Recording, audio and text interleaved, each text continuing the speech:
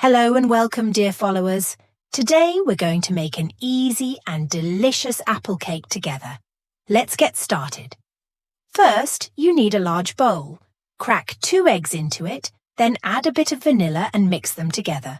Next, add a cup of sugar and you can adjust the amount according to your taste. Get an electric mixer and start mixing the ingredients until they're well combined. Then, add a cup of oil and a cup of milk and mix again for a bit. Now, let's move on to the flour. We'll use high-quality all-purpose flour and start adding it gradually to the mixture. Continue stirring until you get a smooth and consistent batter. If you feel that the batter needs more flour, don't hesitate to add a little at a time until you reach the desired consistency.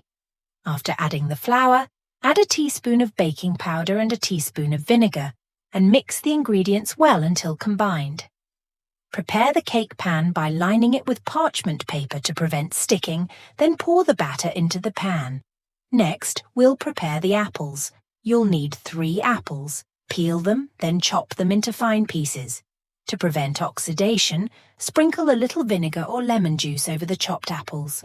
Once the apples are ready, spread them evenly over the cake batter in the pan. Sprinkle a pinch of salt and a bit of sugar on top, according to your taste.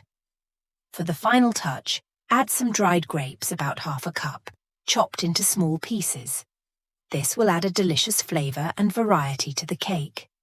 Mix the dried grapes with the apples a bit, then place the pan in the oven at 180 degrees Celsius, 350 degrees Fahrenheit, for about 15 to 20 minutes. Once the cake is baked, take it out of the oven and let it cool a bit before removing it from the pan. Make sure the cake is completely cooled before cutting it so it doesn't crumble.